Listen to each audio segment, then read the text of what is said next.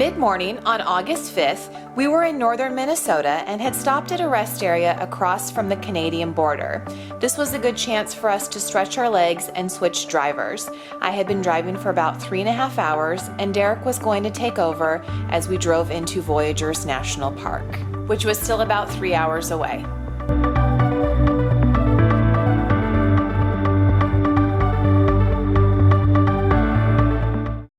What do you think this is? Are these bear prints? Let's see. Is that a bear print? Unfortunately, we were never able to determine what animal made the tracks. However, we would like to believe they were left by a wolf, and not just a large dog.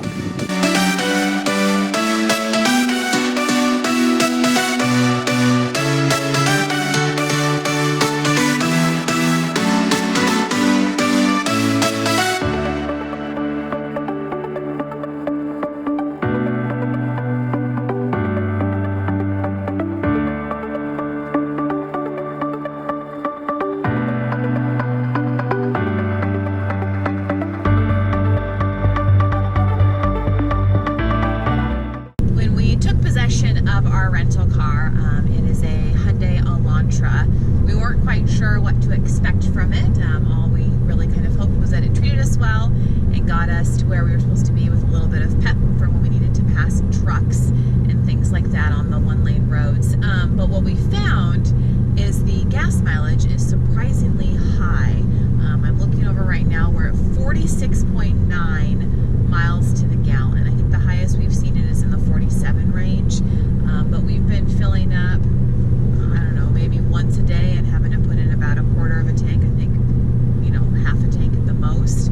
That's usually only between 4 and 7 gallons. And we've been averaging anywhere from 200 to 400 miles a day in terms of our driving. So haven't even on those trips that are the longer ones of 400 miles used anywhere close to a full tank of gas. Pretty impressive.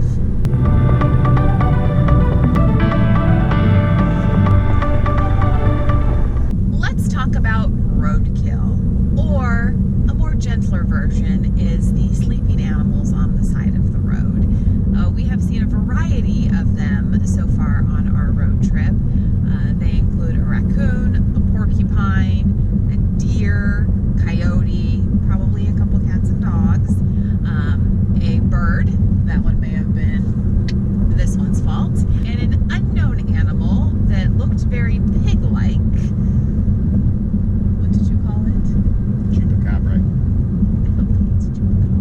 But it did have like a pig snout and it was rather large, so it could have been some sort of odd deformed dog, but we're not quite sure. So that is your road trip update on roadkill.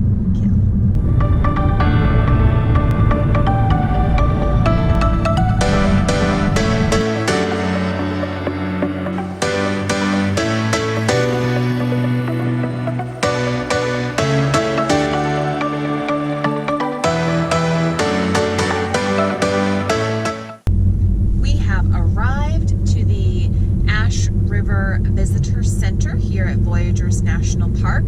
Actually, I should say we hit the sign for the Ash River Visitor Center, and we've got about 3 miles on the road until we actually get to the Visitor Center itself. So arrived at Voyageurs, and now it's time to explore around.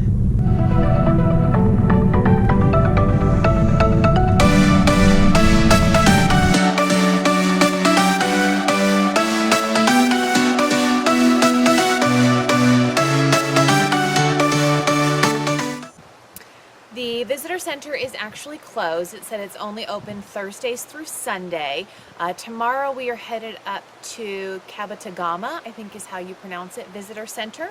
That one is open, so at least we'll be able to pop in to get our park patch and sticker and get a chance to tour around the visitor center. But for today, it's just going to probably be exploring the water and the trails that are over in this direction.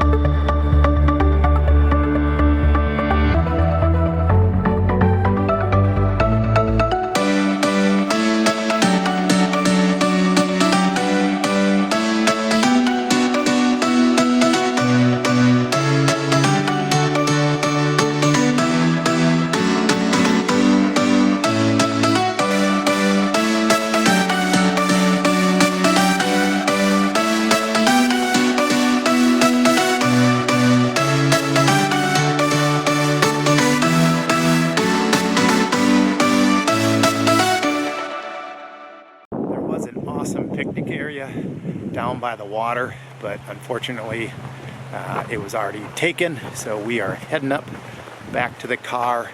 Hopefully there'll be something up here, like some picnic tables in the shade or something, so we don't have to eat in the car. We were able to find another picnic area right by the visitor center. It's not quite as nice as the one that's down by the water, but it is in the shade and it is pretty cool with the breeze.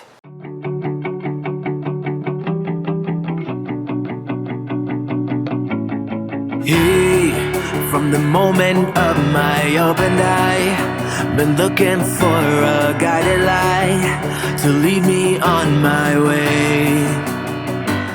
Finished up lunch. We still have a couple of hours until we can check into our cabin for the evening. So I think we're gonna hit the road and look at some of the overlooks. There's 3 of them that you pass on your way into the park up to the visitor center here. Off we go. Yeah, lost, struggling to make the top. A slipping grip can't hold me up. It's the game of life we play. When everything comes crashing down behind your door. We're at our first overlook, the Cabatagama Lake Overlook. I think it's about the sign said 0.18 out there, so about 0.4 round trip, I guess.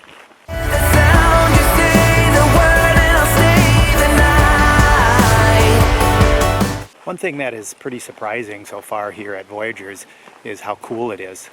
Especially in the shade. I mean, it's in the breeze, it is phenomenally, like really nice. When the sun comes out, it's still warm, but man, when you're in the shade and the breeze hits you, it is perfect.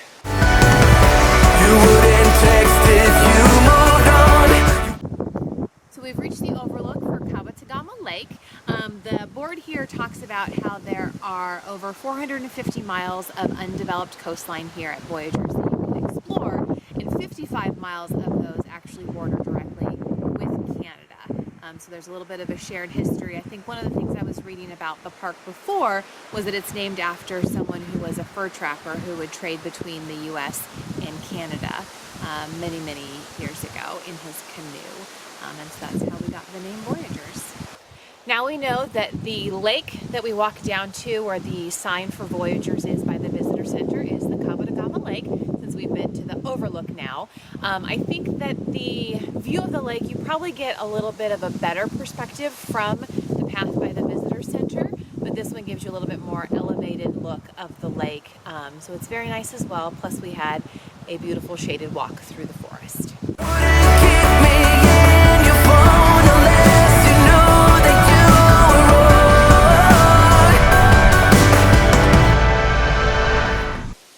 We're here at the Beaver Pond Overlook. It looks like it's a 0.15 mile hike out there, and it's even very nice, convenient to label. For both men and women can hike it. I didn't know that you could only have either or, but it is very nice that they're gender inclusive. Or maybe it just means that there's a restroom down here. We'll soon find out. Now, from this moment rolling up, a speeding train can hold it up. You and I, we lost our way.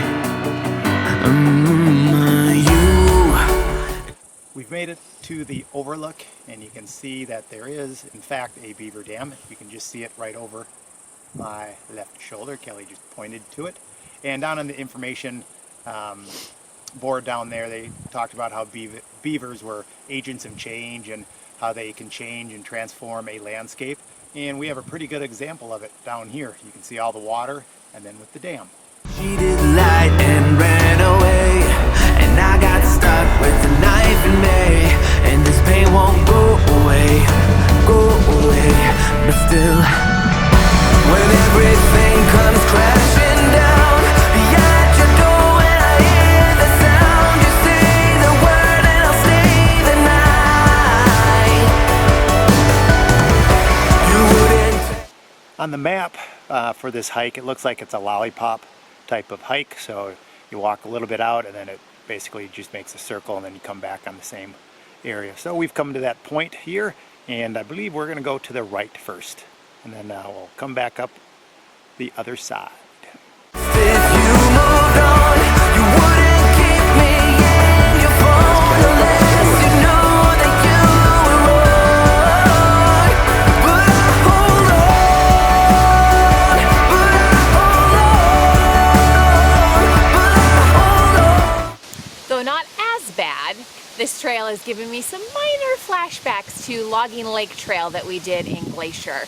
That was one of the ones in the remote area of the park, and instead of having ferns that were kind of low like this trail, you had grasses and things like that that we were bushwhacking through that were about waist high or higher.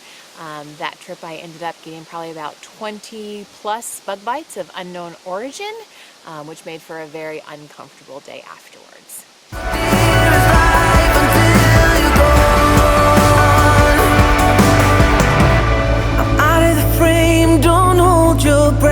I'm used to the...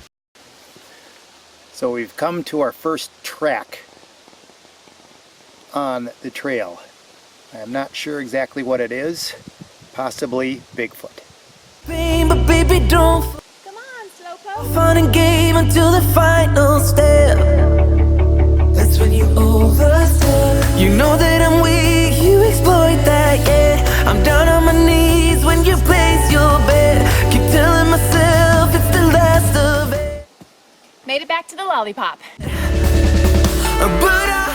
Just finished up with the Voyageurs forest hike. Just basically takes you a short hike through the forest. It doesn't look like it's really well traveled. The trail is pretty much overgrown, so just make sure that you check yourself for ticks. Once we get back up to the car, that's what we'll do. But otherwise, it was all shaded, so but not a lot of wind, so it was still a little bit warm through here, but very short hike, but definitely enjoyable. When everything comes crashing down, yeah, at your door when I hear the sound, you say the word and I'll stay the night. You wouldn't text if you moved on. You wouldn't keep me in your phone unless you knew that you were wrong. But I hold on,